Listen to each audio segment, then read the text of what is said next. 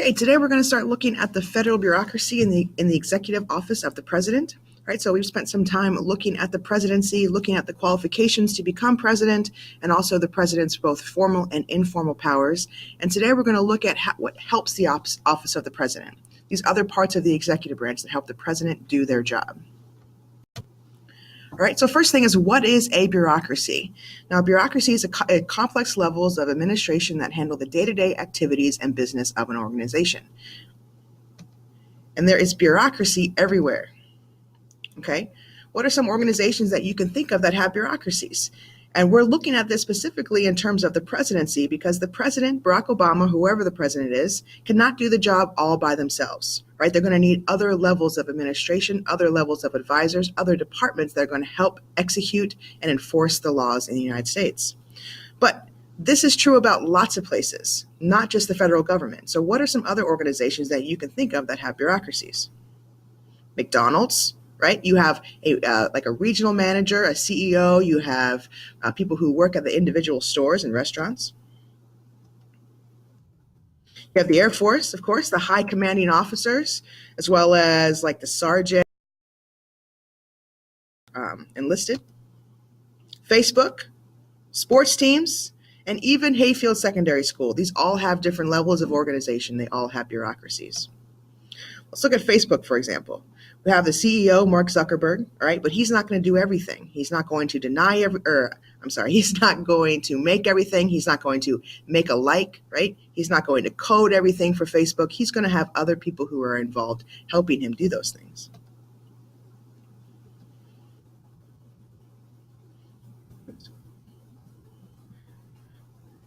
Okay, we also have organization in Fairfax government. Okay, that we have the Board of Supervisors, who acts as the legislative branch of Fairfax. But of course, they can't do everything, right? We also need the school board. We also need superintendents. We also need courts. Right, here's an example of the United States Army bureaucracy. Okay, you have the high-level general up here, going all the way down to a major general, and then here from a colonel to a staff sergeant, the different types of brigades broken down into battalions, to companies, to platoon, to squads, right? So it's not like this guy up here, right, a command level, he's not telling these people in the squad what to do. It's got to go through these different levels of bureaucracy. So when we're talking about bureaucracy, we're talking about these different levels here, okay?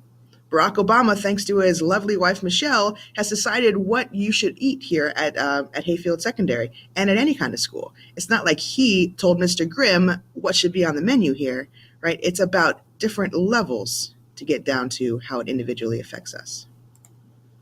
All right, now, speaking of Hayfield, what would be Hayfield Secondary's organizational chart?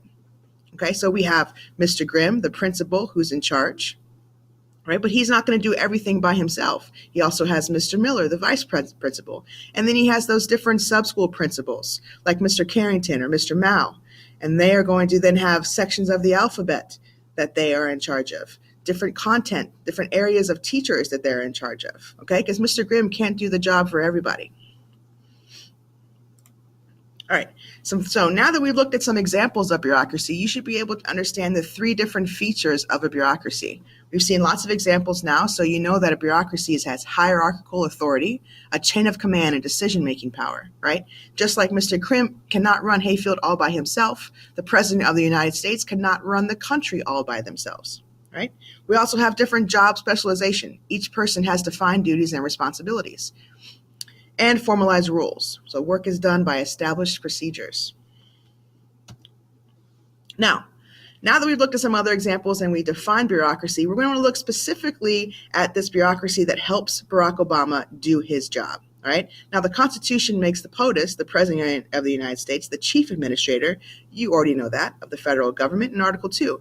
This gives him or her the ability to create an organization to carry out the work of the federal government. All right. So there's going to be two different levels of bureaucracy that we're going to look at over the next two class periods. And today we're going to focus in on the executive departments. Okay, so here's how federal bureaucracy would look in the national government, right? Now, notice this is only a partial list, okay? So there's going to be a lot more that we'll see, but what I want us to focus in is right this part right here, Okay, so we have the president and the vice president of members of the executive branch, but like I said, they cannot do everything by themselves. They need to have advisors. They need to have departments to help carry out those laws. All right, so we have these 15 different departments here, and we call these the executive departments. All right, these executive departments help laws be executed. So when the legislative branch, Congress, passes a law, remember, it's up to the president to make sure those laws are enforced and executed. But just like Mr. Grimm can't enforce all rules in Hayfield, Barack Obama cannot enforce all laws in the United States without some help. All right, so he has the executive departments. And in each of these executive departments going to have a specialized role, right? Like, for example, the Department on Education is going to make sure that Barack Obama has advice and is able to enforce any education laws. Certainly, the Department of Health has been really instrumental and important in making sure that Obamacare is enforced in the states. Okay, so he has these different executive departments. And the most senior leader of each department is part of the president's cabinet. And the cabinet is like Barack Obama's squad, right? These are his main group of advisors. The people that are going to say, Mr. President, this law is not a good idea. It's not being enforced very well. We need to have these other programs, or we need to do these things. They're the ones who are on the front line, all right, helping to give the president the most important advice. All right, so the cabinet is a group of appointed officials that are the president's most important advisors. All right, so we're going to look specifically here at YouTube of an example of the president meeting with his cabinet. All right, this is kind of early on in his presidency, so some of the most recent appointees, like, for example, the current Attorney General, Cheryl Lynch, she is not going to be on this. But you're kind of getting an example, kind of see how the president meets with these advisors and kind of what their roles are and how important they are to the president, right? Now, after this, you're going to have a really important assignment where you and a scholar mate are going to research one of these executive departments and tell us specifically about what that department does. Okay? But first, let's go to YouTube.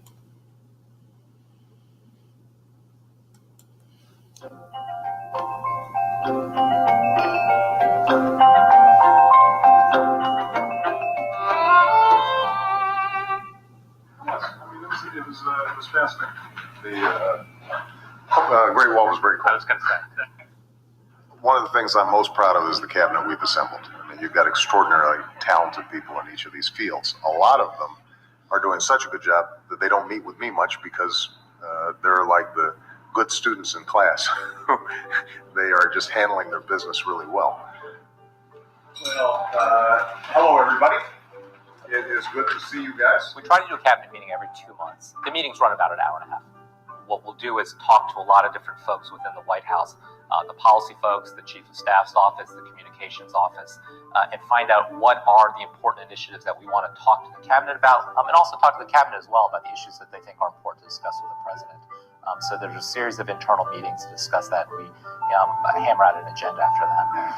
Iraq, Afghanistan, the Asia trip, jobs. I think that there should probably be robust discussion of job creation.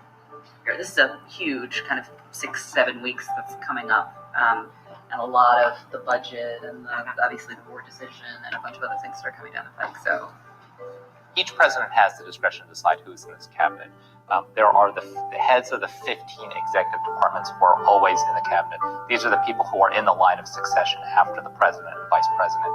And then there are a number of folks who have cabinet rank. In our administration, that would be the head of OMB, EPA, the chairman of the Council of Economic Advisors, the U.S. Trade Representative, and the ambassador to the United Nations.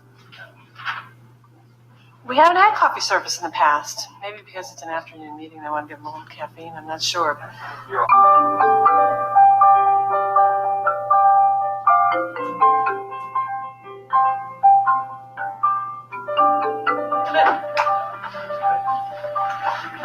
For something to label our I got trying to figure out who's all the stuff. Hey, they're the post-its, right? I've worked for the president since he was in the U.S. Senate, so I'm very used to sitting behind him at meetings. But to now sit in a cabinet meeting, in the historic cabinet room, you're just surrounded by the history of this institution. It's humbling.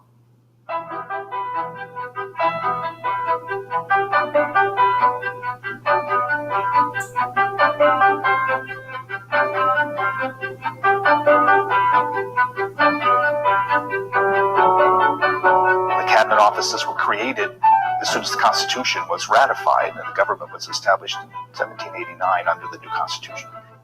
The first cabinet meeting, I understand, from 1793, the president had his 4 cabinet members there.